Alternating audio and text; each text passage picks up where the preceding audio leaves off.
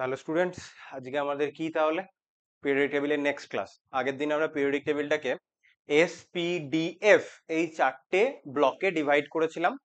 বিষয়টা কি ছিল, যাদের শেষ ইলেকট্রনটা এস অরবিটালে বা এস সাবসেলে এসে ঢুকছিল তাদেরকে আমরা এস ব্লক বলছিলাম। যেহেতু এস সাবসেলে টোটাল দুটো ইলেকট্রন ধরে, তাই ওখানে আমার দুটো গ্রুপ হয়েছিল, NS1 অ্যান্ড NS2।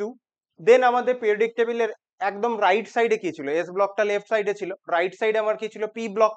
এবার ওখানে কি NS2 NP 1 to 6 অব্দি। তাহলে পি মানে NS2 তো ফিল আপ থাকলো, লেটস সে 2s2, তারপরে 2p1 2p2 3 4 5 6, তাহলে ছটা। এরকম করে আমরা আরো ছটা গ্রুপ পেয়েছিলাম। এবং মাঝখানে আমাদের কি ছিল, ডি ব্লক এলিমেন্ট, যাদের শেষ ইলেকট্রনটা ডি অরবিটালে ঢুকছে। পি ব্লকের ক্ষেত্রে যে কথাটা বললাম না, যাদের শেষ ইলেকট্রনটা পি অরবিটালে ঢুকছে তারা পি ব্লক, এসে ঢুকলে এস ব্লক, মাঝখানে ডি ব্লক রয়েছে। এবং কিছু এলিমেন্টকে 14টা আমাদের 14টা এবং 14টা ল্যান্থানাইট এবং অ্যাক্টিনাইট, এই এলিমেন্ট গুলোকে আমরা পিরিয়ডিক টেবিলে জায়গা দিতে পারিনি, তাদেরকে পিরিয়ডিক টেবিল থেকে সেপারেট ভাবে জায়গা দিতে হয়েছে। এবং এদের শেষ ইলেকট্রনটা কোথায়, এফ অরবিটালে ঢোকে, 4f আর 5f। এই ছিল আমাদের সিচুয়েশন। এবার সেই অনুযায়ী কোন ব্লকে কারা পড়ছে, কাদের জেনারেল ইলেকট্রনিক কনফিগারেশন কি হচ্ছে, তাদের ফার্স্ট এলিমেন্ট কে, লাস্ট এলিমেন্ট কে, কোনো একটা পর্যায় বরাবর, কোনো একটা গ্রুপ ওয়াইজ উপর থেকে নিচে কে, ডি ব্লকে কারা থাকে, টোটাল পিরিয়ডিক টেবিলটাকে আমরা বুঝতে শিখেছিলাম। তাহলে এসপিডিএফ ব্লক অনুযায়ী আমরা পিরিয়ডিক টেবিলটাকে ডিভাইড করলাম। এবার কি আছে, এবার যে জিনিসটা আছে আমরা বুঝবো, সেটা হচ্ছে একটা জিনিস মোটামুটি আমরা দেখতে পেলাম যে আমি যদি পিরিয়ডিক টেবিলটাতে চলে যাই, একদম শেষে পিরিয়ডিক টেবিল আমি একটা ছবি তুলে রেখেছি, তাহলে এইটা, তাহলে আমি যদি একদম পিরিয়ডিক টেবিলটাই চলে যাই, ছবিটা আবার সেই উল্টো দিকে ঘুরে রয়েছে, একটু মাথা ঘুরিয়ে বা ফোনটা ঘুরিয়ে দেখতে হবে, কিছু করার নেই। কারণ যেখানে ছবি তুলছি সেখানে আমি যদি ল্যান্ডস্কেপে তোলার উপায় ছিল না, আমাকে ভার্টিক্যালি তুলতে হয়েছে গোটা ইমেজটাকে নেওয়ার জন্য। আচ্ছা যাই হোক, তাহলে পিরিয়ডিক টেবিলের দিকে যদি তাকাই, আমার গ্রুপ 1 টু গ্রুপ 18 অব্দি রয়েছে। গ্রুপ 1 আর গ্রুপ 2 হচ্ছে এস ব্লক এলিমেন্ট, এইটুকু জায়গা। গ্রুপ 1 আর গ্রুপ 2 হচ্ছে আমার এস ব্লক এলিমেন্ট। 13 থেকে 18 এই ছটা হচ্ছে পি ব্লক এলিমেন্ট। 3 থেকে 12 এখানে যারা রয়েছে এটা হচ্ছে আমার ডি ব্লক এলিমেন্ট। আর এরা দুজন f block element, lanthanide and actinide. এই হচ্ছে আমার সিচুয়েশন। এবার মোটামুটি পিরিয়ডিক টেবিলে যেটা হয় লেফট সাইডে, মানে পিরিয়ডিক টেবিলটাকে এভাবে ঘুরিয়ে দেখ, মানে এস ব্লক বাঁ দিকে, মাঝখানে ডি ব্লক, ডান দিকে পি ব্লক। তাহলে বাঁ দিকে যারা রয়েছে তারা মেটাল, ডান দিকে যারা থাকে তারা নন মেটাল। এবার মেটাল আর নন মেটালের এই যে ডিভিশনটা, আমাদের কোনো শার্প লাইন নেই যে এত দূর মেটাল এবার নন মেটাল, এরকম কিছু নেই। তাহলে ওইভাবে আমরা ডিভাইড করতে পারি না। সেটা করতে গিয়ে আমরা পিরিয়ডিক টেবিলে একটা সিঁড়ির ধাপের মতো একটা কি বলবো লাইন পাবো, যেটা মেটালকে নন মেটালের থেকে সেপারেট করে। তো সেই জিনিসটা আমরা দেখবো। তাহলে মোটামুটি আমরা বুঝতে পারছি পিরিয়ডিক টেবিলের লেফট সাইডটার দিকে যদি আমরা থাকি মেটাল আছে, রাইট সাইডে নন মেটাল আছে, ডিভিশনটা কোথায় হচ্ছে সেই বিষয়টা নিয়ে আমরা আলোচনা করব। সিঁড়ির ধাপের মতো সম্পর্কযুক্ত যে জিনিসটা আগের দিন বলেছিলাম, সেই জায়গাটা আমরা আজকে পড়বো এবং এটা একটা ইম্পর্টেন্ট জিনিস। তাহলে সিঁড়ির আকৃতিযুক্ত কোণাকৃতি রেখা, সোজা ভাষায় স্টেয়ার স্টেপ ডায়াগোনাল, এই হচ্ছে ব্যাপার, যেটা আগেও বলছিলাম। এরপরে যখন ফার্দার স্টাডিজ করবি, সায়েন্সটা ইংলিশেই পড়তে হবে, তো যখন ইংলিশে পড়বি তখন দেখবি মনে হবে হ্যাঁ আমার ইংলিশে পড়াই সুবিধা। এখানেই তার একটা উদাহরণ দেখতেই পাচ্ছি। তাহলে স্টেয়ার স্টেপ ডায়াগোনাল, তাহলে সিঁড়ির ধাপের মতো একটা কোণাকৃতি, কোনাকুনি ভাবে একটা সিঁড়ির ধাপের মতো একটা সম্পর্ক আমরা দেখতে পাবো। তাহলে কি বলেছে দেখ, যে কথাগুলো এক্ষুনি বললাম সেটাই আমি বইয়ে আরেকবার মার্ক করে দিই, যে পর্যায় সারণীর ডান দিকে কারা রয়েছে, পি ব্লক এলিমেন্ট 13 থেকে 18 অব্দি সমন্বয়ে গঠিত। এদেরকে আমরা পি ব্লক বলি কারণ লাস্ট ইলেকট্রনটা পি অরবিটালি আমার ঢুকছে। এবার পি ব্লকে আগে যখন পি ব্লক এলিমেন্ট সম্বন্ধে আলোচনা করেছিলাম, বলেছিলাম পি ব্লকে ধাতু, অধাতু, ধাতু কল্প এবং নিষ্ক্রিয় গ্যাস। তাহলে ধাতু অধাতু মানে মেটাল নন মেটাল, ভালো কথা। ধাতু কল্প মানে মেটালয়েড, মেটাল নন মেটালের সম্পর্কযুক্ত, সরি সম্পর্কযুক্ত নয়, মেটাল নন মেটালের ধর্মগুলোর মধ্যে রয়েছে। নিষ্ক্রিয় গ্যাস মানে নোবেল গ্যাস, ওই যে গ্রুপ 18 যারা রয়েছে তারা। এই 4 প্রকার মৌল রয়েছে। এবার পি ব্লকের অন্তর্ভুক্ত ধাতু অধাতুগুলোর মধ্যে কোনো সুস্পষ্ট বিভাজন রেখা নেই। এবার সুস্পষ্ট বিভাজন রেখা নেই, সেটা না থাকলেও আমরা অ্যালুমিনিয়াম থেকে পোলোনিয়াম, কত দূর থেকে কত দূর মনে রাখতে হবে, অ্যালুমিনিয়াম থেকে পোলোনিয়াম অবধি আমরা কি পাচ্ছি, এক সেকেন্ড কালারটা চেঞ্জ করে নি, হ্যাঁ। তাহলে অ্যালুমিনিয়াম থেকে পোলোনিয়াম পর্যন্ত মৌলগুলিকে সিঁড়ির ধাপের আকৃতি বিশিষ্ট কোনাকুনি ভাবে বিস্তৃত একটি রেখা ঠিক নিচে রাখা হয়। এবং মনে করা হয় সিঁড়ির ধাপের মতো বিস্তৃত ওই রেখাটি ধাতু এবং অধাতুর বিভাজন রেখা। তাহলে কি বলতে চাইছে, একটু ছবিটা দেখি, ছবি না দেখে এরকম লাইন পড়ে কিছুই বুঝতে পারবি না ভালো করে। এটা বলতে চেয়েছে। তাহলে 13 থেকে 17 নোবেল গ্যাসটা নেয়নি। তাহলে এখানে যদি দেখি অ্যালুমিনিয়াম থেকে স্টার্ট করেছে, পোলোনিয়ামে গিয়ে থামতে বলেছে। কোথায় শুরু করতে বলেছে? অ্যালুমিনিয়ামে শুরু করতে বলেছে, পোলোনিয়ামে থামতে বলেছে। তাহলে এখানে আমরা একটা সিঁড়ির ধাপের মতো একটা সম্পর্ক পাচ্ছি। এই সিঁড়ির ধাপের মতো যে আমরা এই রেখাটা পাচ্ছি, যেটা অ্যালুমিনিয়াম থেকে শুরু হয় পোলোনিয়ামে শেষ হয়, ওটাকেই মোটামুটি আমরা মেটাল এবং নন মেটালের বিভাজন হিসাবে ধরছি। তাহলে হিসাব মতো যেটা আসছে যে মেটালই প্রচুর, গ্রুপ 1 থেকে 12 অব্দি পরপর মেটাল। তারপরে এখানে এসে একটা মোটামুটি ডিভিশন হয়েছে নন মেটালের সাথে। মোস্টলি যারা রয়েছে তারা কিন্তু মেটালই আমাদের পিরিয়ডিক টেবিলে। আচ্ছা, নিচের কথাগুলো দেখি, আশা করি জিনিসটা বুঝতে পেরেছিস।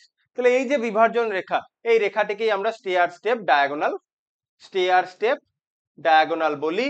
তাহলে ডি ব্লক মৌলসমূহের ডান দিকের রেখা, ডান দিকে সীমারেখা। তাহলে ডি ব্লক যারা রয়েছে তাদের ডান দিকে সীমারেখা, ডান দিকে সীমারেখা মানে জিঙ্ক রয়েছে, ক্যাডমিয়াম রয়েছে এবং মার্কারি রয়েছে। এটাই হচ্ছে ডান দিকে সীমারেখা, রাইট? এটাই আমার ডান দিকে সীমারেখা। এবং ও স্টেয়ার স্টেপ, আমি বড় পিরিয়ডিক টেবিলে যে ছবিটা তুলে রেখেছি ওই জন্যই। তাহলে বড় পিরিয়ডিক টেবিলে মানে বড় লং ফর্ম পিরিয়ডিক টেবিলটা গিয়ে আমি জিনিসটা আরেকবার টোটালটাতে মার্ক করব। তাহলে আমার যে ডি ব্লক মৌলের যে ডান দিকে সীমারেখায় যে জিঙ্ক ক্যাডমিয়াম মার্কারি এই যে লাইনটা রইলো, এবং স্টেয়ার স্টেপ ডায়াগোনালের মধ্যবর্তী অংশের মৌলগুলিকে অ্যালুমিনিয়াম ছাড়া সন্ধিগত শ্রেণী পরবর্তী মৌল বা পোস্ট ট্রানজিশন এলিমেন্ট বলা হচ্ছে। ঠিক আছে, তাহলে কি দাঁড়ালো? ডি ব্লকের ডান দিকে সীমারেখা পর্যন্ত পৌঁছালাম, ও স্টেয়ার স্টেপ ডায়াগোনালের মধ্যবর্তী মৌলগুলিকে সন্ধিগত মৌল মৌল নয়, বেসিক্যালি সন্ধিগত শ্রেণী পরবর্তী মৌল, সন্ধিগত মৌল পরবর্তী না বলে সন্ধিগত শ্রেণী পরবর্তী মানে পোস্ট ট্রানজিশন এলিমেন্ট বলা হচ্ছে। তাহলে পোস্ট ট্রানজিশন এলিমেন্ট আমি এদেরকে বললাম। তাহলে তোকে পরীক্ষাতে জানতে চাইতে পারে পোস্ট ট্রানজিশন এলিমেন্ট কাকে বলে, আমরা স্টেয়ার স্টেপ ডায়াগোনাল সম্পর্কটা কেন লাগে, কোথায় শুরু হয় কোথায় শেষ হয়, স্টেয়ার স্টেপ ডায়াগোনালটা আদতে কাদের সাথে কাদের ডিভিশন করছে, মেটালের সাথে নন মেটালের মোটামুটি ডিভিশন এটাকে করে। তাহলে মেন বড় পিরিয়ডিক টেবিলে আমি যদি আরেকবার চলে যাই, তাহলে আমি একটা জিনিস দেখাতে পারবো, সেটা হচ্ছে ডি ব্লক এলিমেন্টে যেটা ডান দিকে সীমারেখা, যে জিঙ্ক ক্যাডমিয়াম মার্কারি। তাহলে এত এই যে সীমারেখাটা, তারপরে তো এই যে অ্যালুমিনিয়াম থেকে এরকম করে পোলোনিয়াম অবধি আমাদের কি যাচ্ছে, অ্যালুমিনিয়াম থেকে শুরু করে স্টেয়ার স্টেপের মতো করে পোলোনিয়াম অবধি আমার একটা স্টেয়ার স্টেপ ডায়াগোনাল সম্পর্ক রয়েছে। তাহলে ওইটাই হচ্ছে সন্ধিগত শ্রেণী পরবর্তী মৌল, বারবার সন্ধিগত মৌল পরবর্তী বলে ফেলছি। সন্ধিগত যে শ্রেণীটা রয়েছে ট্রানজিশন এলিমেন্ট, তাদের পরবর্তী মৌল হিসাবে তাদেরকে আমরা পরিচিত। যাই হোক, তাহলে এই দুটো জিনিসই তোর কাছে অল্প একটু জানতে চাইতে পারে, স্টেয়ার স্টেপ ডায়াগোনাল কি, কার সাথে কার ডিভিশন করে, কোথায় শুরু হয় কোথায় শেষ হচ্ছে, এবং পোস্ট ট্রানজিশন এলিমেন্ট আমরা কাদেরকে বলি। এই আর কি ছোট ছোট কিছু প্রশ্ন। বেশ, নেক্সট দেখি আমাদের কি পড়তে হবে। এবার হচ্ছে বহিস্থ ইলেকট্রনীয় বিন্যাসের ভিত্তিতে মৌলসমূহের শ্রেণীবিভাগ। তাহলে আউটার মোস্ট সেল মানে আউটার মোস্ট প্রিন্সিপাল কোয়ান্টাম নাম্বারের যে ইলেকট্রনিক কনফিগারেশন, সেটার বেসিসে আমরা মৌলগুলিকে এখন আলাদা আলাদা শ্রেণীবিভাগ করব, ক্লাসিফিকেশন করব। তাহলে কি দেখ, হ্যাঁ, সর্ববহিস্থ কক্ষ এবং তার পরবর্তী কক্ষ মানে আলটিমেট অ্যান্ড পেনাল্টিমেট। তাহলে সর্ববহিস্থ কক্ষ এবং তার পরবর্তী কক্ষ ইলেকট্রন বিন্যাসের ভিত্তিতে মৌলগুলিকে 4টে শ্রেণীতে ভাগ করেছে। ঠিক আছে, সেই 4টে শ্রেণী কি কি অলরেডি জেনে এসেছিস, জাস্ট জিনিসগুলোকে আলাদা আলাদা ভাবে ডিভাইড করে। মৌল তো তোর কাছে 118টাই আছে, তুই যেভাবেই ডিভাইড কর না কেন। তাহলে এগুলোকে অলরেডি তুই জেনে এসেছিস। তাদেরকে নিষ্ক্রিয় গ্যাস পাওয়া গেল, প্রতিনিধি মৌল, সন্ধিগত মৌল, অভ্যন্তরীণ সন্ধিগত মৌল, এইভাবে ভাগ করেছে। নিষ্ক্রিয় গ্যাস সম্বন্ধে বলার কিছুই নেই। নিষ্ক্রিয় গ্যাস মানে যাদের এনএস লেভেলটা পুরোপুরি ফিল আপ, এনপি লেভেলটা পুরোপুরি ফিল আপ। এটা আগেও হয়েছে, NH2 NP6। এটা হচ্ছে নোবেল গ্যাসের জেনারেল কনফিগারেশন, আগেও করা হয়েছে। শুধুমাত্র এই গ্রুপে একজনই রয়েছে যার পিতে কোনো ইলেকট্রন থাকে না, সেটা হচ্ছে হিলিয়াম। হিলিয়ামটা শুধুমাত্র NH2। এবার NH2 মানে হিলিয়াম যখন বলছি, তাহলে আমার এন লেখার তো কোনো মিনিং নেই। তাহলে মিনিং নেই নয়, ওই এন এর ভ্যালুটা কত হিলিয়ামের জন্য ওটা 1s2।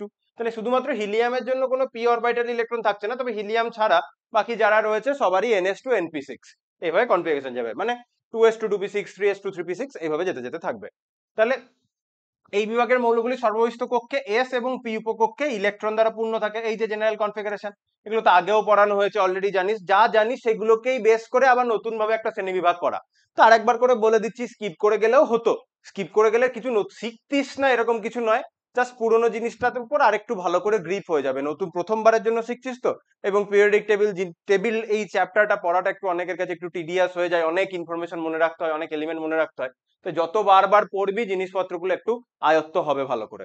আচ্ছা, হিলিয়ামে শুধুমাত্র 1s2 ছাড়া বাকি সবারই জেনারেল কনফিগারেশন ns2np6, এ তো আগেও শিখিয়ে দিয়েছি, বলার আর কিছু নেই। দেন আমার কি আসছে, প্রতিনিধি মৌল। প্রতিনিধি মৌল, আচ্ছা আর কি বলেছে দেখি। যেহেতু সর্ববহিস্থ কক্ষে এটার অষ্টক পূর্ণ থাকে, 8টা ইলেকট্রন থাকে, এবং তার জন্য এদেরকে কি সুস্থিত একটা স্টেবল কনফিগারেশন হয়, তাই রাসায়নিক ভাবে এরা ইনার্ট হয়। ঠিক আছে, মৌল স্বাভাবিক অবস্থায় রাসায়নিক বিক্রিয়ায় অংশগ্রহণ করে না, তাই এদের নিষ্ক্রিয় গ্যাস বলে। ইলেকট্রন বর্জন করে, ইলেকট্রন বর্জনের এদের পরমাণুর সুস্থিতি ব্যাহত হয়। তা যেহেতু অলরেডি ওরা ওই একই কথা ঘুরিয়ে ফিরিয়ে বলছে, যেহেতু অলরেডি ওরা কি বলবো স্টেবল, কেমিক্যালি ইনার্ট, তাই এরা সহজে রিয়াকশনে টেক পার্ট করে না। যেহেতু রিয়াকশনে টেক পার্ট করে না, তাই এদেরকে নিষ্ক্রিয় গ্যাস বলছি। এই হচ্ছে ব্যাপার। এদের যোজ্যতা শূন্য হওয়ায় পর্যায় সারণীতে এদের অবস্থান শূন্য, লং ফর্ম অনুযায়ী 18। আচ্ছা, এই মৌলগুলি তীব্র তড়িৎ ধনাত্মক ক্ষার ধাতু এবং তীব্র তড়িৎ ঋণাত্মক হ্যালোজেন মৌলগুলির সঙ্গে সেতু বন্ধন হিসাবে কাজ করে। মানে বেসিক্যালি পিরিয়ডিক টেবিলের যে 1 নম্বর গ্রুপ গেল ডট ডট ডট ডট করে, তুই এখানে 17 নম্বরকে পাবি, তার পাশে 18 নাম্বার। তাহলে বলতে চাইছে এই যে তীব্র তড়িৎ ধনাত্মক গ্রুপ 1-এ যে এলিমেন্ট গুলো রয়েছে আর 17-এ যারা রয়েছে, তুই যদি পিরিয়ডিক টেবিলটাকে এরকম করে রাউন্ড করে ঘুরিয়ে দিস, মানে 1 2 3 4 7 18 নম্বর আছে, তো এবার একটা রোল পেপারের মতো ভাবে একটা স্ট্রেট পেপার রয়েছে, পেপারটাকে তুই ঘুরিয়ে উল্টো দিকে লাগিয়ে দিলি, তাহলে কি হবে, 1 নম্বরের সাথে 18 নাম্বার একটা সংযোগ স্থাপন হবে, কারণ এখানে 18 ছিল। এই আঙ্গুলটা ধর, এই আঙ্গুলটা ধর আমার 18, কোনটা, এই আঙ্গুলটা আমি দেখাচ্ছি, দেখা যাচ্ছে, ক্যামেরা দেখা যাচ্ছে না, এই আঙ্গুলটা আমি দেখাচ্ছি 18, এই আঙ্গুলটা বললাম আমি 1। তাহলে এটাকে যখন ঘুরিয়ে উল্টো দিকে আমি কানেক্ট করবো, 18 আর 1 কানেক্ট হচ্ছে, 18-র আগে কে রয়েছে, 17। তাহলে সেজন্যই বলা হচ্ছে যে 1 আর 17-এর মধ্যে সংযোগ স্থাপন বা সেতু বন্ধন হিসেবে কাজ করছে। এবার তোর কাছে যেহেতু এটা স্ট্রেট একটা পেপার, তুই ভাবছিস সেতু বন্ধন কোথায় হচ্ছে, পেপারটাকে রাউন্ড করে এক জায়গায় ফোল্ড করে নিয়ে আয়, তাহলে 1 আর 17 কানেক্ট হয়ে যাবে। তার জন্য তীব্র তড়িৎ ঋণাত্মক ধনাত্মক, ঠিক আছে, ধনাত্মক ক্ষার ধাতু এবং তীব্র তড়িৎ ঋণাত্মক, ঠিক আছে, পরীক্ষাতে দুটোতেই ধনাত্মক ধ আর রি দুটোকে আলাদা করে লিখতে হবে, কারণ তড়িৎ ধনাত্মকতা তড়িৎ ঋণাত্মকতা অপোজিট জিনিস, নাম শুনেই বুঝতে পারছিস। তড়িৎ ঋণাত্মকতা বা ধনাত্মকতা কি জিনিস স্যার, আপনি না বলে তো ওয়ার্ড গুলো বলছেন, আসছে জিনিসপত্রগুলো আসছে, বারবার বললাম।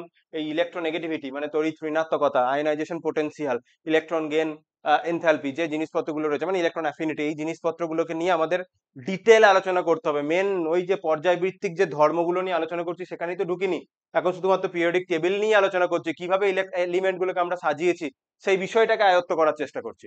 যাই হোক, দেন আসছে আমার প্রতিনিধি মৌল, রিপ্রেজেন্টেটিভ এলিমেন্ট। এই ওয়ার্ড গুলো বা কাদের বলে, এগুলো আগেও একবার করে বলা হয়েছে শুরুর দিকে, আবার ঘুরিয়ে ফিরিয়ে আসছে। তাহলে এই মৌলগুলি সর্বস্থ ইলেকট্রনিক কনফিগারেশন NS1 থেকে শুরু করে NS2 NP5 অব্দি, মানে বেসিক্যালি কি হলো, গ্রুপ 1 গ্রুপ 2 এরা দুজন হলো, মাঝখানে ডি ব্লকটা বাদ দিয়ে দেয়, দেন 13 14 15 16 17, দেখ NS2 NP5।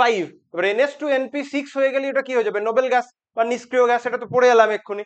তাহলে NS1 থেকে শুরু হবে, NS1 NS2 NS2 NP1 NS2 NP2 NS2 NP3 করতে করতে আমরা NS2 NP5 পর্যন্ত যাব। লং ফর্ম অফ পিরিয়ডিক টেবিলে এদেরকে আমরা গ্রুপ 1 2 তে পাবো। আর কোথায় পাবো, 13 থেকে 17 অবধি, যে কথাটা বললাম, নিষ্ক্রিয় গ্যাসে ছাড়া অন্যান্য এস এবং পি ব্লক মৌলগুলি এই বিভাগের অন্তর্ভুক্ত। তাহলে তোকে যদি বলে রিপ্রেজেন্টেটিভ এলিমেন্ট কোন ব্লকে রয়েছে পিরিয়ডিক টেবিলের, তাহলে বলবি রিপ্রেজেন্টেটিভ এলিমেন্ট পিরিয়ডিক টেবিলের এস ব্লক এবং পি ব্লকে রয়েছে, এবং পি ব্লক অন্তর্গত নিষ্ক্রিয় গ্যাসগুলো কিন্তু রিপ্রেজেন্টেটিভ এলিমেন্টস এর আন্ডারে পড়ছে না। এই হচ্ছে ব্যাপার। নিষ্ক্রিয় গ্যাস কোন ব্লকের আন্ডারে পড়ছে, পি ব্লকের আন্ডারে পড়ছে, কারণ লাস্ট ইলেকট্রনটা পি অরবিটালে এসে প্রবেশ করছে। এই মৌলগুলি রাসায়নিকভাবে খুবই সক্রিয় এবং প্রকৃতিতে প্রচুর পরিমাণে পাওয়া যায়। ইলেকট্রন গ্রহণ বর্জন করে অথবা অন্য পরমাণুর সঙ্গে এক বা একাধিক ইলেকট্রন জন সমভাবে ব্যবহার করে, মোদ্দা কথা ইলেকট্রন গ্রহণ বর্জন করে মানে বলতে চাইছে আয়নিক বন্ড, তড়িৎযোজী বন্ধন করে। অন্য পরমাণুর সঙ্গে এক বা একাধিক ইলেকট্রন সমভাবে ব্যবহার করছে মানে কোভ্যালেন্ট বন্ড, সমযোজী বন্ধন করে, তড়িৎযোজী করে হোক সমযোজী বন্ধন করে হোক, নিকটতম নিষ্ক্রিয় গ্যাসের পরমাণুর মতো ইলেকট্রনিক কনফিগারেশন পেতে চাইছে। তাহলে যার 2s2 2p5 সে 2s2 2p6 হতে চাইছে, যার 3s2 3p5 সে 3s2 3p6 হতে চাইছে, মানে তার নিয়ারেস্ট যে নোবেল গ্যাস সেই কনফিগারেশনটা সে পেতে চাইছে। এই জন্যই তারা হাইলি রিঅ্যাক্টিভিটি দেখায়, সক্রিয়তার উৎস। তাহলে তোকে পরীক্ষাতে জানতে চাইতে পারে why representative elements are so reactive but, তাহলে রিপ্রেজেন্টেটিভ এলিমেন্ট বা প্রতিনিধি মৌলগুলো বাংলাতেই বলি, তারা এতটা অত্যন্ত সক্রিয় হয় কিন্তু নোবেল গ্যাসগুলো নিষ্ক্রিয় হয়। ইভেন দো তারা যদি বললো ধর পি ব্লক এলিমেন্টরাও রিপ্রেজেন্টেটিভ মৌল হয়, এস ব্লকরাও হয়, পি ব্লকরাও হয়। কিছু পি ব্লক এলিমেন্ট আমার যারা রিপ্রেজেন্টেটিভ এলিমেন্ট, পি ব্লকের আন্ডারেই কিছু মৌল আছে রিপ্রেজেন্টেটিভ এলিমেন্ট, যারা ওই P1 to P5 অব্দি, তারা হাইলি রিঅ্যাক্টিভ হচ্ছে। কিন্তু যখনই P6 হয়ে যাচ্ছে, মানে NS2 NP6 হয়ে যাচ্ছে, তাদের রিঅ্যাক্টিভিটি কমে যাচ্ছে কেন? এই তাহলে দুটো এক্সপ্লেনেশন, আগেরটাতে নিষ্ক্রিয় গ্যাস, আর বাকি পি ব্লকে যারা রয়েছে নিষ্ক্রিয় গ্যাস ছাড়া তারা রিপ্রেজেন্টেটিভ এলিমেন্টের আন্ডারে পড়ছে। ঠিক আছে, এই মৌলগুলিকে আদর্শ মৌল বা বিশিষ্ট মৌল মানে টিপিক্যাল এলিমেন্টসও বলা হয়, তো নানা রকম নাম দেওয়া হয়েছে। তো মধ্য কথা মোস্টলি প্রতিনিধি মৌল বা রিপ্রেজেন্টেটিভ এলিমেন্ট, এইটা মনে রাখবে। এবার আসছে ট্রানজিশন এলিমেন্ট। ট্রানজিশন এলিমেন্ট বা সন্ধিগত মৌল, কাদেরকে সন্ধিগত মৌল বলে জানিস? ডি ব্লকে যারা রয়েছে তারাই সন্ধিগত এলিমেন্ট, সন্ধিগত মৌল আর কি। সন্ধিগত এলিমেন্ট আর কি হলো, হয় ট্রানজিশন এলিমেন্ট বলতে হবে, নয়তো সন্ধিগত মৌল বলতে হবে। সন্ধিগত এলিমেন্ট তো আর কোনো মানে বাংলা ইংরেজি মিশিয়ে তো কি দাঁড়ালো, কিছুই দাঁড়ালো না। যাই হোক, তাহলে সর্ববৈশিষ্ট্য কি বলেছে? ইলেকট্রনটা কোথায়? ডি উপকক্ষে থাকে। মধ্য কথা, মেন কথাটা আমি আগে হাইলাইট করলাম, বাকি লাইনটা দেখ। যেসব মৌলের পরমাণুর স্থিতাবস্থায় অথবা কোনো স্থায়ী জারণ অবস্থায়, আবার এই যে জারণ অবস্থা, জারণ অবস্থা তো বলিনি, আবার মোটামুটি জারণ অবস্থা বলেছিলাম, কেউ যতগুলো ইলেকট্রন ছেড়ে দেয় বা গ্রহণ করে, তাহলে যদি সে দুটো ইলেকট্রন ছেড়ে দেয় তাহলে 2+ হবে, দুটো ইলেকট্রন নিলে 2- হবে। এই যে পজিটিভ নেগেটিভ সিচুয়েশনটা ইলেকট্রন ছাড়া বা নেওয়ার পর, সেটাকেই তার বলি জারণ অবস্থা। তাহলে কোন একটা অ্যাটম তার স্থির অবস্থায়, ঠিক আছে, গ্রাউন্ড স্টেট অবস্থা, ইলেকট্রন ছাড়েনি নেয়নি, এটা একটা অবস্থা। অথবা সেই অবস্থা হতে পারে স্থির অবস্থা, অথবা কোনো রিয়াকশন করতে গিয়ে সে certain amount number of electron ছেড়ে দিয়েছে লেটস সে, যেহেতু ট্রানজিশন মৌল এখানে সবই মেটাল দেখতে পাবি, সো তারা ইলেকট্রন ছেড়ে দিচ্ছে, তাহলে ইলেকট্রন ছেড়ে দিয়ে কিছু একটা পজিটিভ অবস্থায় রয়েছে এবং ওটা ছেড়ে দেওয়ার ফলে সেটা স্টেবল কন্ডিশনেই আছে, তাহলে সেটা হচ্ছে তার একটা স্থায়ী জারণ অবস্থা। কোনগুলো কার স্থায়ী জারণ অবস্থা, কার মানে কোন এলিমেন্টের কোনটা স্থায়ী জারণ অবস্থা এবং কেন সেটা স্থায়ী জারণ অবস্থা, সেটা তো কোথায় পড়বি? যখন ডি ব্লক এলিমেন্ট পড়া হবে ক্লাস 12-এ, তখন সেটা নিয়ে ডিটেল আলোচনা করা হবে। এবং ক্লাস 11-এই আমরা যখন রেডক্স পড়বো, তখন জারণ অবস্থা কি সেই জিনিসটা নিয়েও আমরা ভালো করে বুঝবো। তো আপাতত জারণ অবস্থা বলতে এটুকু বুঝলেই কাজ হয়ে যাচ্ছে। তাহলে স্থায়ী মানে কোনো মানে মধ্য কথা নিউট্রাল অবস্থা, চার্জড হয়ে গেলে স্টেবল অবস্থায়, আংশিকভাবে পূর্ণ ডি উপকক্ষ, এটা আমার একটা খুব ইম্পর্টেন্ট কথা, আংশিকভাবে। হ্যাঁ, যদি কমপ্লিটলি ফিল্ড হয়ে যায়, আগের দিন বললাম না 3d10 4d10 5d10 লেখা, একটু আগেও লিখলাম, তোর জিঙ্ক ক্যাডমিয়াম মার্কারি, এদেরকে তুই জিঙ্কটা 3d সিরিজ, তারপরে cadmium 4d series, mercury 5d series, তাহলে 3d 4d 5d এলিমেন্ট তুই বলতে পারিস।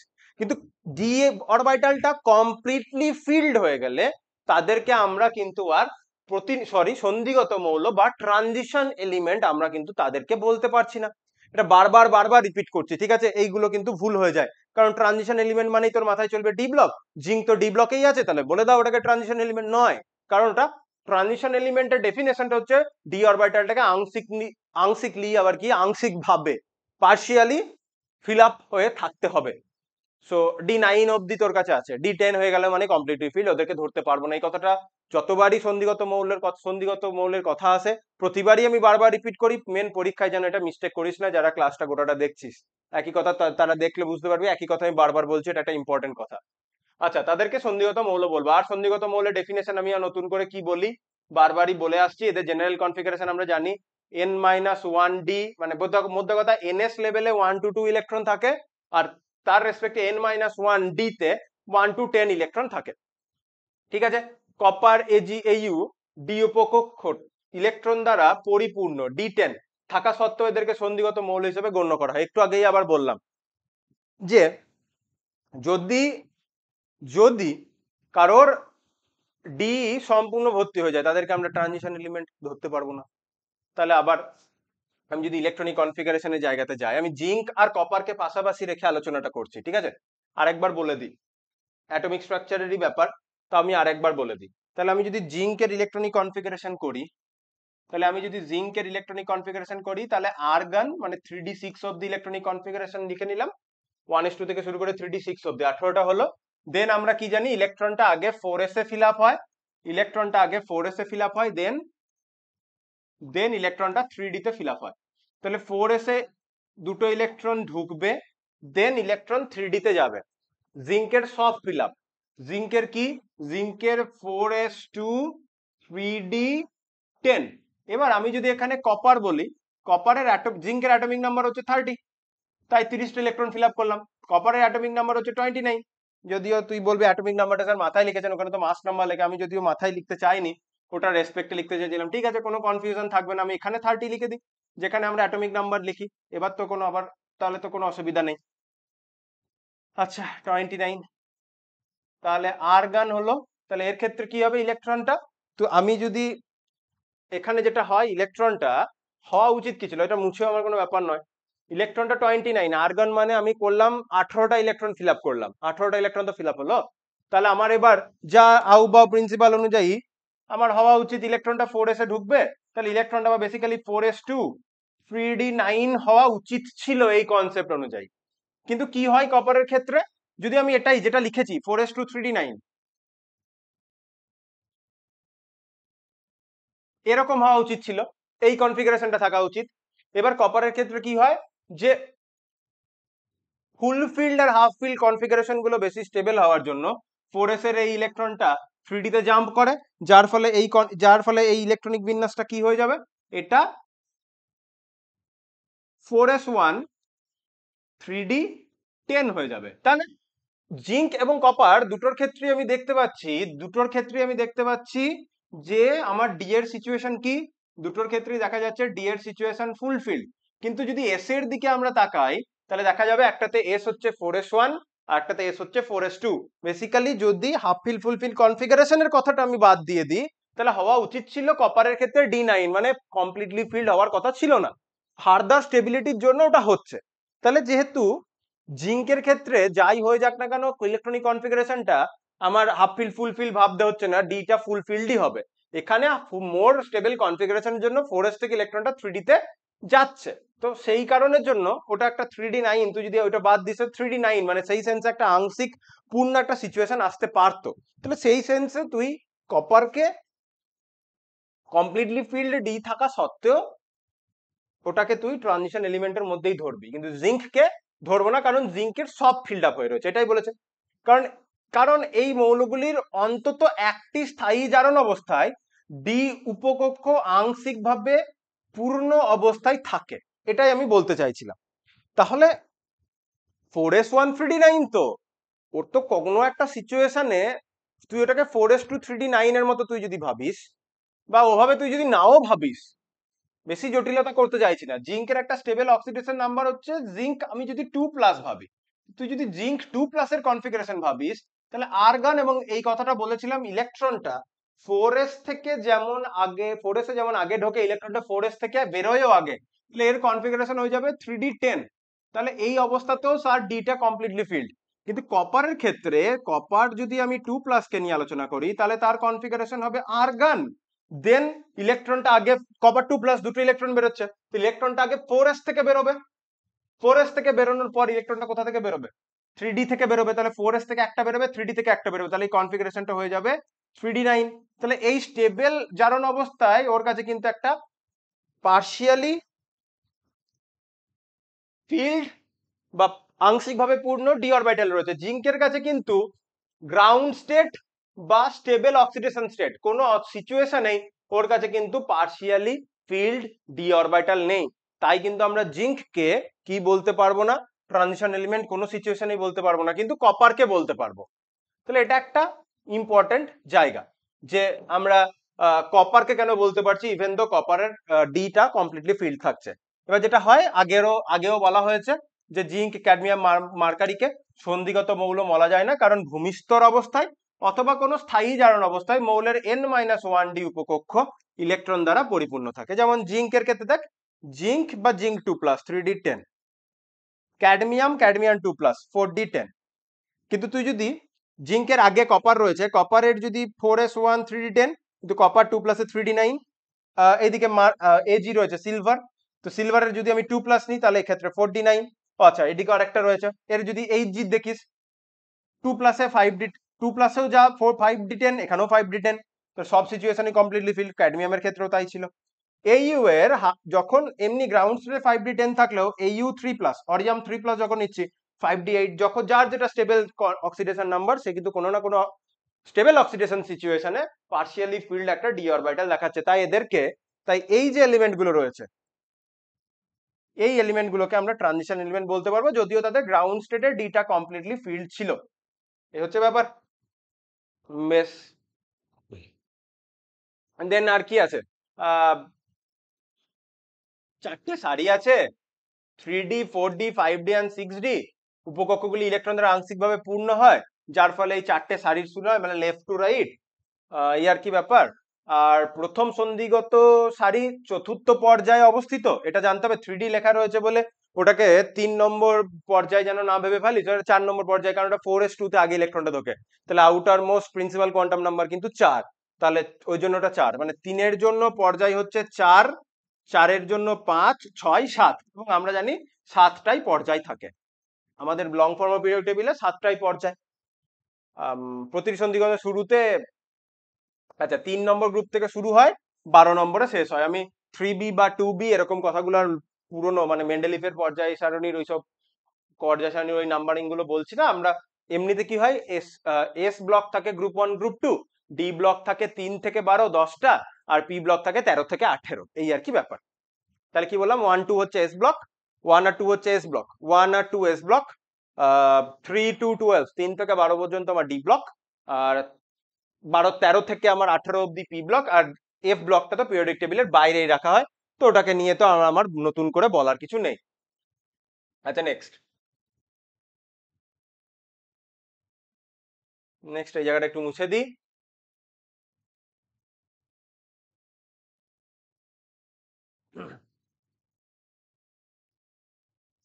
কি বলেছে, আদর্শ মৌল এবং সন্ধিগত মৌলের পার্থক্য। আদর্শ মৌল আর সন্ধিগত মৌল, আদর্শ মৌল মানে এই যে প্রতিনিধি বললাম না, প্রতিনিধি মৌলগুলোকে আবার অন্য নামেও বলা হয়, তো প্রতিনিধি মৌলগুলোকে আদর্শ মৌল বা বিশিষ্ট মৌল, দ্যাট মিনস টিপিক্যাল মৌল বলা হচ্ছে। তাহলে এদের সাথে সন্ধিগত মৌলের কি ডিফারেন্স, একটা পি ব্লকে পড়ছে আর একটা ডি ব্লকে পড়ছে, এটা প্রথম ডিফারেন্স। তাহলে পি ইলেকট্রন আর ডি ইলেকট্রনের জন্য তো ডিফারেন্স আসবেই। তাহলে দেখি কি কি ডিফারেন্স আমরা পাচ্ছি। আদর্শ মৌলগুলি ইলেকট্রন সর্ববহিষ্ঠ কক্ষের এস অথবা পি উপকক্ষে প্রবেশ করছে, তাহলে এসপি মিলিয়ে রয়েছে, কারণ NS1 আর NS2 NP5 অব্দি, তাহলে এস ব্লক বা পি ব্লক। কিন্তু সন্ধিগত মৌলের শেষ ইলেকট্রনটি অভ্যন্তরীণ N-1তম কক্ষের ডি উপকক্ষে প্রবেশ করছে, মানে মধ্যে কথা আদর্শ মৌল বা রিপ্রেজেন্টেটিভ এলিমেন্টটা এস আর পি ব্লকে থাকে, আর আমার সন্ধিগত মৌলটা ডি ব্লক, এই আর কি।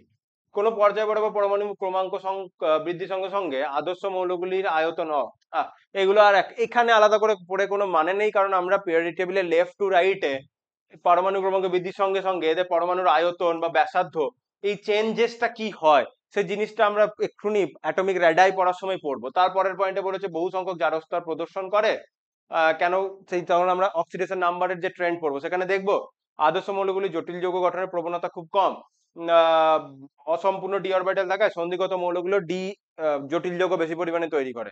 তো এই লাইনটা এখানে পড়ে কি হবে, তোর কাছে সেই ইতিহাস হিস্ট্রি নোট মুখস্থ করার মতো একটা, বা বাংলা নোট মুখস্থ করার মতো হলো, যে কিছুই মানে কিছুই বুঝলাম না, আমি সেই সেন্সে বলছি না, যে বিষয়টার ফিজিক্যাল মিনিংটা কি থাকলো। তাহলে তোকে তো জটিল যৌগ ব্যাপারটা বুঝতে হবে, তো মুখস্থ করার মতো মুখস্থ করে নিলি, তার জন্য এই পয়েন্ট গুলো বললে তো আমি এখন কি করে বোঝাবো তোকে, আমি যদি জটিল যৌগ না বলি। জটিল যৌগটা পড়বি কোথায়, জটিল যৌগটা পড়বি ক্লাস 12-এ গিয়ে কোঅর্ডিনেশন কম্পাউন্ডস চ্যাপ্টারে।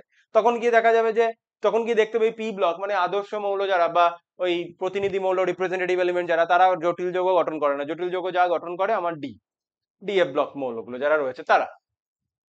সো নেক্সট, আদর্শ মৌলগুলির এরা সাধারণত বর্ণহীন হয়।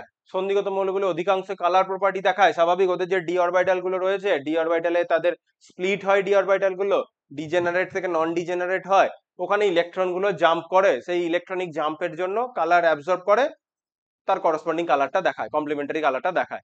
তো মোদ্দা কথাই, যত ধরনের ফেনোমেনা গুলো সন্ধিগত মৌল দেখায়, তাদের ওই আংশিকভাবে পূর্ণ ডি অরবিটালটাই সেই গল্পগুলো করে। তাহলে ওই ডি অরবিটালের গল্পের জন্যই যত রাজ্যের প্রপার্টিজ চেঞ্জেসটা আসছে, সেটা তাদের জটিল যৌগ তৈরির ক্ষমতা হোক, বা সন্ধিগত মৌলগুলো বহু সংখ্যক যে জারণ স্তর শো করছে, সেই জারণ স্তর দেখানো হোক, কালার প্রপার্টি হোক, আর জটিল যৌগ গঠন করাই হোক, ওই আংশিকলি আবার বলছি পার্শিয়ালি ফিল্ড যে ডি অরবিটাল গুলো রয়েছে তার জন্যই হচ্ছে। তো এই বিষয়পত্রগুলোর জন্য তো আমাদের ডি অরবিটালে কেন কালার প্রপার্টি দেখায়, কেন জটিল যৌগ গঠন করছে, কেন তাদের নানা রকম স্তর দেখাচ্ছে, তাহলে সেইটাকে নিয়ে ইন্ডিভিজুয়াল আলোচনা করতে হবে। এখানে কি বলেছে, এখানে অ্যাজ এ ফ্যাক্ট বলে দিয়েছে যে এরকম এরকম হয়, তুমি আপাতত জেনে নাও বিষয়গুলো, পরে যখন ফার্দার চ্যাপ্টার আসবে তখন এগুলোর এক্সপ্লেনেশন আসবে। তা আমি যেহেতু এগুলো এক্সপ্লেনেশন করতে পারছি না, আমি জাস্ট তোকে একবার বলে দিচ্ছি, কারণ এগুলো এক্সপ্লেনেশন না করলে কি বুঝলি, জাস্ট একটা ফ্যাক্টের মতো জেনে নিলে কি সায়েন্স হলো, রিজনটা তো বুঝতে হবে। এই রিজন গুলো আলাদা আলাদা চ্যাপ্টারে রয়েছে, কিছু জিনিস ক্লাস 12 এ রয়েছে, জারণ স্তরের ব্যাপারটা জেনারেল কনসেপ্ট রিডক্সে রয়েছে 11 এ, কিন্তু সন্ধিগত মৌল বা ট্রানজিশন এলিমেন্টে কেন দেখাচ্ছে সেটা যখন ডি ব্লক পড়বো 12 এ তখন দেখতে পাওয়া যাবে।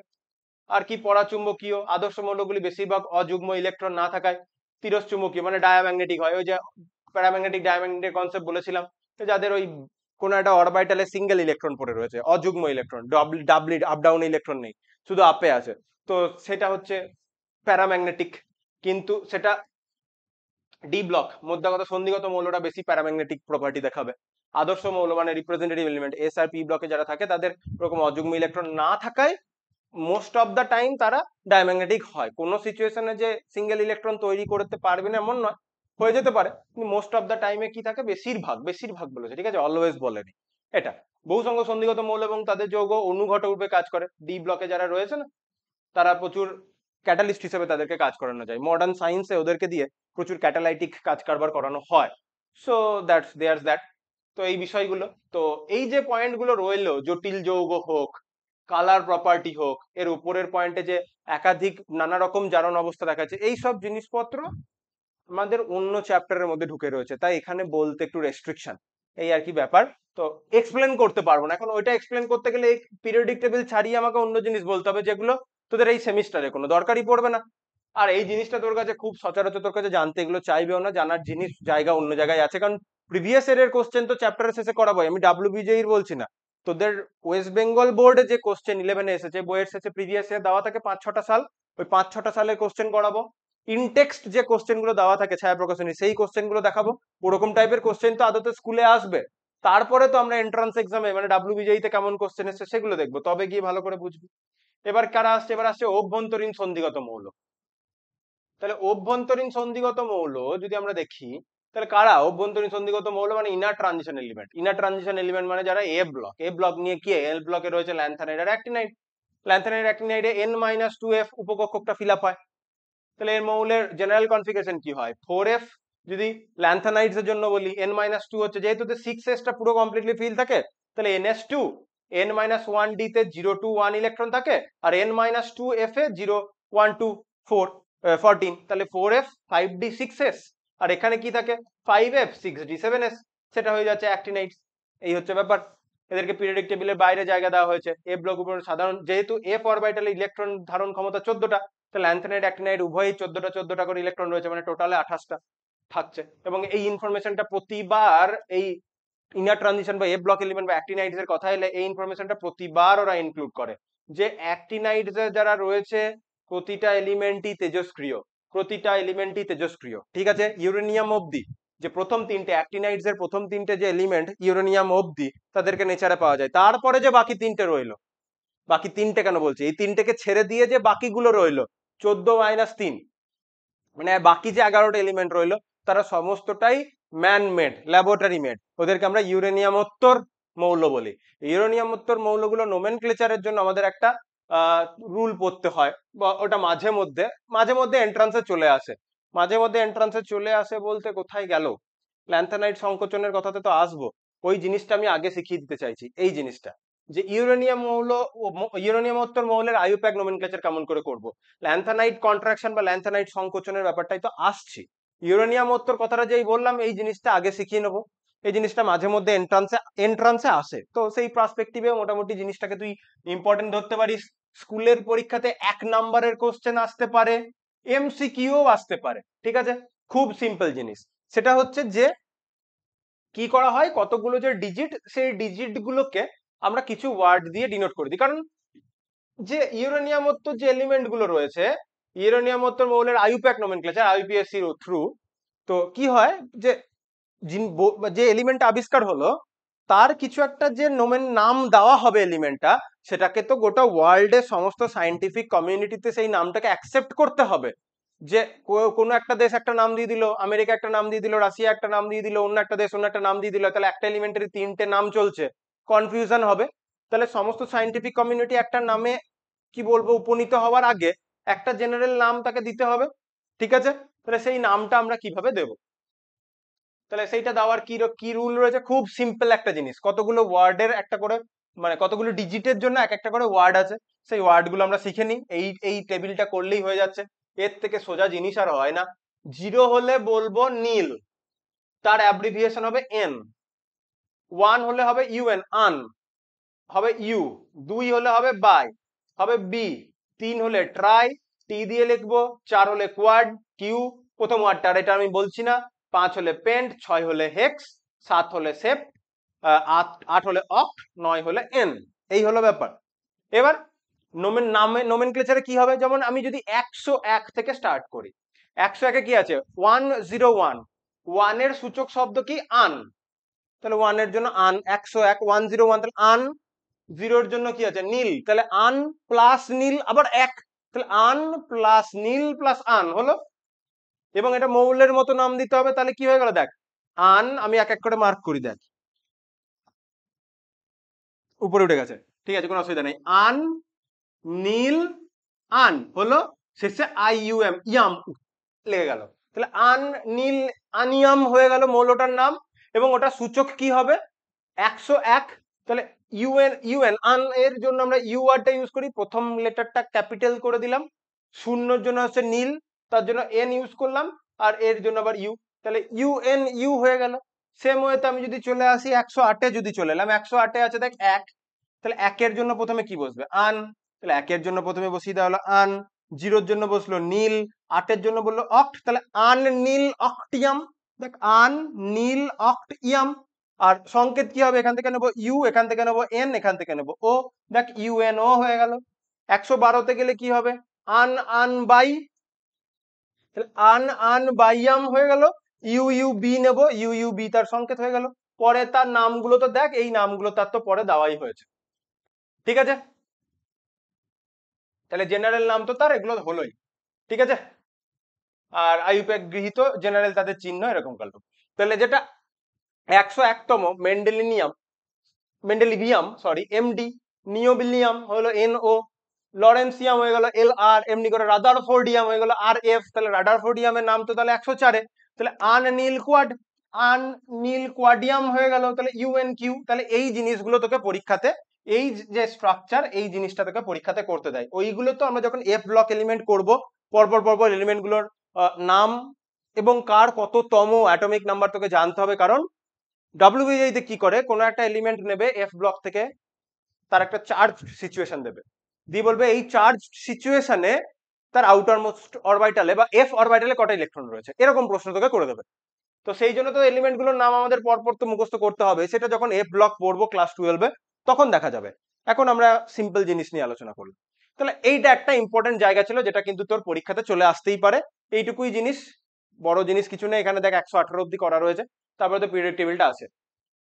এবার এখানে যে জিনিসটা বলার সেটা হচ্ছে এই যে ল্যান্থানাইট সংকোচন বা ল্যান্থানাইট কন্ট্রাকশন সম্বন্ধে বলা। নাম শুনে বুঝতে পারছি সংকোচ হচ্ছে, ছোট হয়ে যাচ্ছে, সাইজে ছোট হয়ে যাচ্ছে, এরকম কিছু একটা ঘটনা ঘটছে। তাহলে কি হতে পারে? ল্যান্থানয়েড বা ল্যান্থানাইট মৌলগুলো শুরু কোথায় হচ্ছে? ল্যান্থানাইট বারবার বলেছি ল্যান্থানাম থেকে স্টার্ট হয় না, 57 থেকে স্টার্ট হয় না।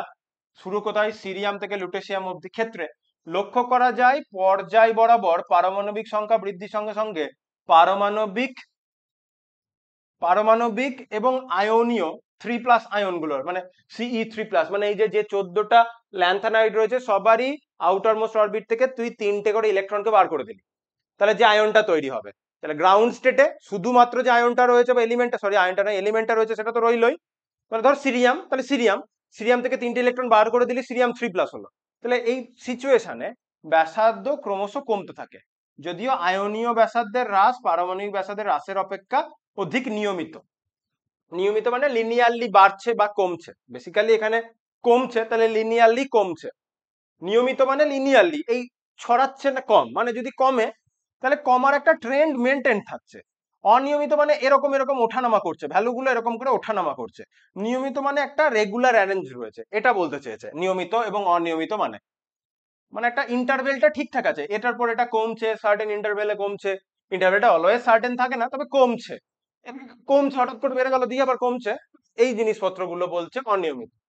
এটা হয়। এবার পারমাণবিক আয়নীয় ব্যাসার্ধ, এই জিনিসটা তো বুঝতে হবে, এটা না বুঝে এখানে কি করে বুঝবি? তা আয়নীয় পারমাণবিক ব্যাসার্ধ মানে, পারমাণবিক ব্যাসার্ধ মানে একটা পরমাণু, তার নিউক্লিয়াস, নিউক্লিয়াস থেকে শুরু করে তার আউটার মোস্ট অরবিটের যে লেন্থ, ওটাই হচ্ছে তার পারমাণবিক ব্যাসার্ধ। ঠিক আছে? এবার স্যার এগুলো তো না বলে হঠাৎ করে এটা কেন দিয়ে দিল? এগুলো তো আপনার আগে বলা উচিত ছিল। চাপ নেই, এইটা আগে ওরা জাস্ট অ্যাজ এ ইনফরমেশন দিচ্ছে। এরপরে চ্যাপ্টারটা, ছায়াপ্রকাশনী বই যদি খুলিস, এরপরে চ্যাপ্টারটা ছায়াপ্রকাশনী তোকে কি শেখাচ্ছে, মানে লেখক কি শেখাচ্ছে বা আমি কি শেখাবো, আমি বইয়ের যেরকম বলেছে সেরকমই পরপর যাচ্ছি, কোনো অসুবিধা না হয় বুঝতে, কারণ এই বইটাই রেফারেন্স হিসেবে যেহেতু পড়ছিস। তাহলে ইউটিউব দেখে নিজেও যেন বইটা রেফার করে পড়তে পারিস, কোনটার পর কোনটা পড়বো, কিভাবে পড়বো, তার জন্য বই ধরে ধরেই বলছি। তো কি, বিভিন্ন ধরনের রেডাই, যে ভ্যান্ডারওয়াল রেডাই কাকে বলে, কোভ্যালেন্ট রেডিয়াস কাকে বলছে, পারমাণবিক ব্যাসার্ধ, আয়নীয় ব্যাসার্ধ, সমযোজী ব্যাসার্ধ, ভ্যান্ডারওয়াল ব্যাসার্ধ, এদের কাকে বলে, এই নিয়ে টোটাল ছায়াপ্রকাশনী বইয়ে 2-3 পাতা আলোচনা করেছে। তো সেই আলোচনাটাই আমাদের নেক্সট ক্লাস থেকে শুরু হবে। এখানে যেহেতু ল্যান্থানাইট কন্ট্রাকশনের কথাটা বলেছে, আমি তাই ল্যান্থানাইট কন্ট্রাকশনের কথাটা বলে নিচ্ছি, যেহেতু বইয়ে আছে এবং এটা একটা ইম্পর্টেন্ট ফেনোমেনা। ইম্পর্টেন্ট ফেনোমেনাটা এখানেও পড়তে হবে। ক্লাস 12-এ যখন আবার ডিএফ ব্লক এলিমেন্ট আসবে, সেখানেও আমাদের ল্যান্থানাইট কন্ট্রাকশন পড়তে হচ্ছেই। তো এখান থেকে নিস্তার তো পাবি না। তাহলে এখানে যেটা বলতে চেয়েছে যে ল্যান্থানাইটসের যে সিরিজটা রয়েছে, আমি যদি লেফট টু রাইটে নিই, সিরিয়াম থেকে লুটেসিয়াম, তাহলে 58 থেকে 71 অব্দি পরপর একটা একটা একটা একটা করে অ্যাটমিক নাম্বার বেড়েছে সেন্টারে। তাহলে যত অ্যাটমিক নাম্বার বেড়েছে, পর্যায় বরাবর পারমাণবিক সংখ্যা যত বেড়েছে, কি বলেছে? পারমাণবিক এবং আয়নীয়। তাহলে পরমাণুর কথাটা তো বুঝলাম, যে তার নিউক্লিয়াস থেকে আউটার মোস্ট অরবিটের যে ডিস্টেন্স। আয়ন মানে আয়নের ক্ষেত্রেও তাই, যতগুলো ইলেকট্রন বেরিয়ে যাওয়ার পর এখন যেটা আউটার মোস্ট অরবিট হয়েছে নিউক্লিয়াস থেকে, সেই অরবিটের ডিস্টেন্স 3+ আয়নের জন্য নিচ্ছে, ব্যাসার্ধ ক্রমশ কমতে থাকে। এবার বলেছে আয়নীয় ব্যাসার্ধের হ্রাসটা পারমাণবিক ব্যাসার্ধ হ্রাসের অপেক্ষা অধিক নিয়মিত, মানে একটা নির্দিষ্ট প্যাটার্ন মেনটেন রেখেছে, কমা বাড়া কম হয়েছে, নয়েজ কম এসছে গ্রাফে। এবার ল্যান্থানাইড মৌলগুলির এই পারমাণবিক ও আয়নীয় ব্যাসার্ধের ক্রম হ্রাসমানতার ঘটনাকে ল্যান্থানাইড সংকোচন অথবা এফ সংকোচন বলা হয়। এটা পরীক্ষার জন্য খুব ইম্পর্টেন্ট, 2 নম্বরের কোশ্চেন অবশ্যই আসতে পারে। ল্যান্থানাইড সংকোচন কাকে বলে? ল্যান্থানাইড সংকোচন বলতে কি বোঝো, এক্সপ্লেন, ব্যাখ্যা করো, আসতে পারে, এই কথাটা তোকে বলতে হবে। দেন দেখ, এই জিনিসটা এখানে বলেছে, তুই একটা ডেটার দিকে দেখতে পারিস, যে তুই যদি ল্যান্থানাইড সিরিয়াম থেকে লুটেসিয়াম পর্যন্ত নিয়েছে, প্রত্যেকেরই 3+ আয়ন নিয়েছে, নিউক্লিয়াস থেকে আউটার মোস্ট অরবিটের যে ডিস্টেন্স, সেটাই হচ্ছে তার, পরমাণু হলে পারমাণবিক ব্যাসার্ধ, আয়ন হলে আয়নীয় ব্যাসার্ধ। 103, 101 করতে করতে 85 পর্যন্ত ডাউন হয়েছে, এবং এইগুলো সবগুলো কিন্তু পিকোমিটারসে আছে। হ্যাঁ, সব ডেটাগুলো পিকোমিটারসে আছে। যা, আমি বললাম পেন সিলেক্ট আছে, সব ডেটাগুলো পিকোমিটারসে আছে। ঠিক আছে, 103 পিকোমিটার থেকে 85 পিকোমিটারে ডাউন হয়েছে। ডেটাও দেওয়া রয়েছে, পিকোমিটার মানে 10⁻⁻12 মিটার, ডেটা দেওয়া রয়েছে কতটা ছোট আর কি। এবার ল্যান্থানাইড সংকোচনের কারণটা কি? ল্যান্থানাইড সংকোচনে কি হয়, লাস্ট ইলেকট্রনটা তো ল্যান্থানাইড তো কোন block element, F block element, তাহলে লাস্ট ইলেকট্রনটা যদি ইলেকট্রনিক কনফিগারেশনটা তো লিখে দিয়েছে, একটু একটু আগেও তো বললাম যে কি হয়, n-2 যে n-2f, n-2 যে এফটা রয়েছে তাতে 1 to 14 ইলেকট্রন ঢোকে, তাহলে এর ক্ষেত্রে n-2টা হচ্ছে 4, তাহলে 4f 1 to 14। তাছাড়া আর কি থাকে, n-1 যে ডি লেভেলটা থাকে তাতে 0 to 1 ইলেকট্রন থাকে, তাহলে 5d তে 0 to 1। আর একটা যেটা এনএস লেভেলে কত ইলেকট্রন থাকে, এনএস লেভেলে 2টো ইলেকট্রন থাকলো, তাহলে এর ক্ষেত্রে ল্যান্থানাইডস এর ক্ষেত্রে n এর ভ্যালুটা হচ্ছে 6, তাহলে n এর ভ্যালু 6 বসিয়ে দিলেই ল্যান্থানাইডের জেনারেল কনফিগারেশনটা বেরিয়ে চলে আসছে। এই মৌলগুলোর পার্থক্য সূচক ইলেকট্রনটা কোথায় ঢুকছে, পার্থক্য সূচক মানে সিরিয়াম থেকে লুটেসিয়াম পর্যন্ত যদি দেখা হয়, তাহলে 4f 1 2 3 এইভাবে এগোতে এগোতে যাচ্ছে। মাঝখানে কিছু কিছু কনফিগারেশন থাকে, যে কনফিগারেশন গুলোকে আমরা ধরছি না, ঠিক আছে, থাকে না, সেটা তো কেন ধরছি না, ওগুলোকে কেন বাদ যায়, ওটা যখন এফ ব্লক এলিমেন্ট পড়বো পরের বছর তখন বলবো। তাহলে পার্থক্য সূচক যে অ্যাটমিক নাম্বারে যে চেঞ্জ হচ্ছে বা আদতে চেঞ্জেসটা কোথায় আসছে, 4f এ একটা একটা একটা করে ইলেকট্রন প্রবেশ করতে করতে যাচ্ছে এবং আমি 14টা এলিমেন্ট পাচ্ছি, তাহলে পার্থক্য সূচক ইলেকট্রনটা 4f অরবিটালে প্রবেশ করে। এবার 4f অরবিটালের কি হয়, পরিব্যাপ্ত আকৃতির, বাংলায় এরকম, ইংলিশে দেখ সহজে বুঝতে পারে যাবি, ডিফিউজ শেপ। তাহলে যদি এস অরবিটালের কথা বলি, এটা ধর নিউক্লিয়াস, নিউক্লিয়াসকে ঘিরে এস অরবিটালটা কি হয়, নিউক্লিয়াসটাকে ভালোভাবে ঘিরে রাখে, বুঝতে পারছিস? এবার যদি আমি পি অরবিটালের কথা বলি, পি অরবিটালটা কেমন হয়ে যায়? পি অরবিটালটা একটু ডিফিউজড হয়ে যায়, ছড়িয়ে যায়, ইলেকট্রন ডেন্সিটিকে অত ভালোভাবে ধরে রাখতে পারে না।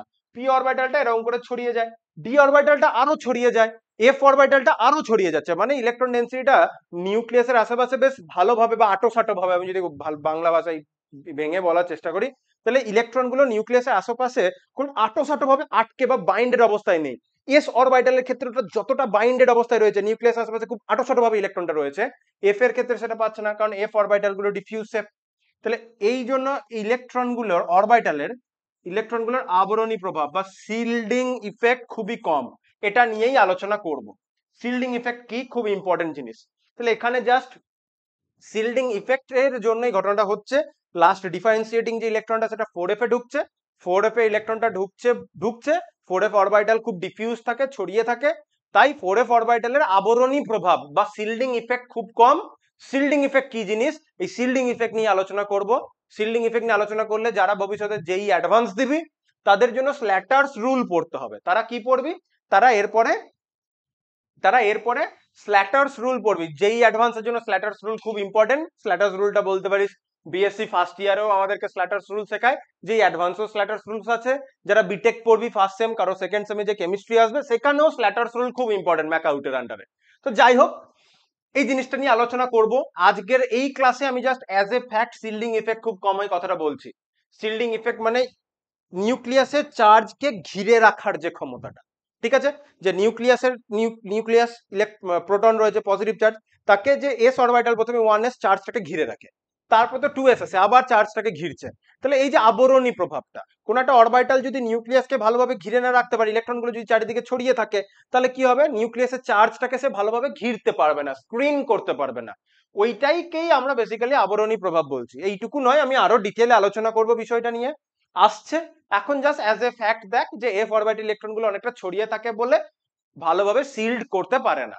তাহলে 4f অরবিটালে ইলেকট্রন প্রবেশের সঙ্গে সঙ্গে 4f অরবিটাল ইলেকট্রন প্রবেশের সঙ্গে সঙ্গে কি হচ্ছে, এক সেকেন্ড, প্রবেশের সঙ্গে সঙ্গে মৌলগুলির পরমাণু ক্রমাঙ্ক এক এক করে বৃদ্ধি পায় অবশ্যই।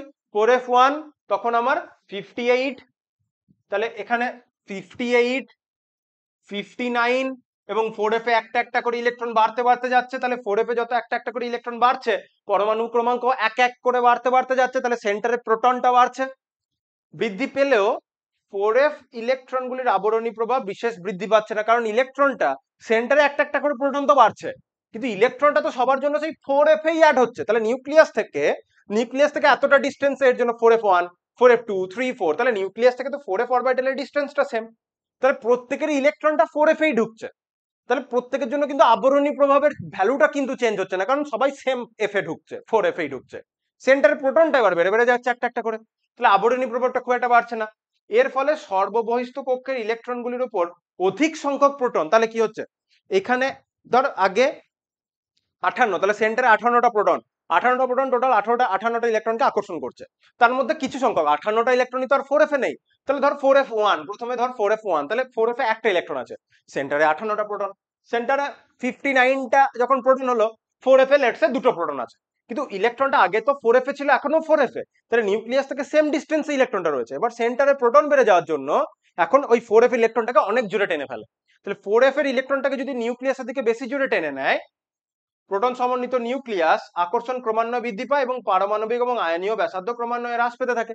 তাহলে কি হচ্ছে ব্যাপারটা, তাহলে প্রোটনটা যদি এখন ইলেকট্রনগুলোকে আরো জোরে টেনে নেয়, তো নিউক্লিয়াসের কাছে চলে আসবে প্রোটনটা। তাহলে কি চলে আসবে, নিউক্লিয়াসের কাছে চলে আসছে প্রোটনটা, সরি নিউক্লিয়াসের কাছে চলে আসছে প্রোটনটা, কেন, নিউক্লিয়াসের কাছে চলে আসছে ইলেকট্রনটা। তাহলে আগের সিচুয়েশনে ধর এই তোর নিউক্লিয়াস আছে, ধর এরকম একটা ডিস্টেন্সে এরকম একটা জায়গাতে ইলেকট্রনটা রয়েছে, ইলেকট্রনটাকে নিউক্লিয়াস করছে আকর্ষণ, ঠিক আছে? এখানে ধর একটা ইলেকট্রন 4f1, আমি এটা বলতে চাইলাম।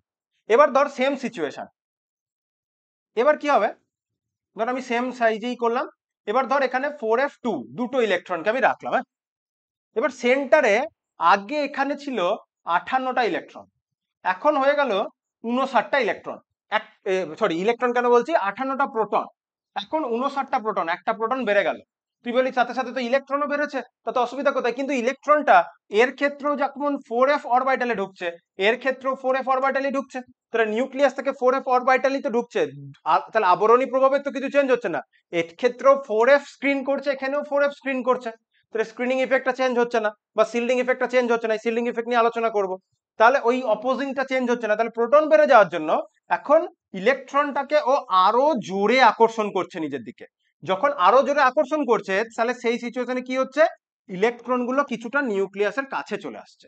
তাহলে ইলেকট্রন গুলো যদি নিউক্লিয়াসের কাছে চলে আসে, তাহলে কি হচ্ছে, নিউক্লিয়াস টু আউটার মোস্ট অরবিটের ডিস্টেন্সটা কমছে, বা আউটার মোস্ট অরবিটে যে ইলেকট্রনটা আছে সেই ডিস্টেন্সটা কমছে।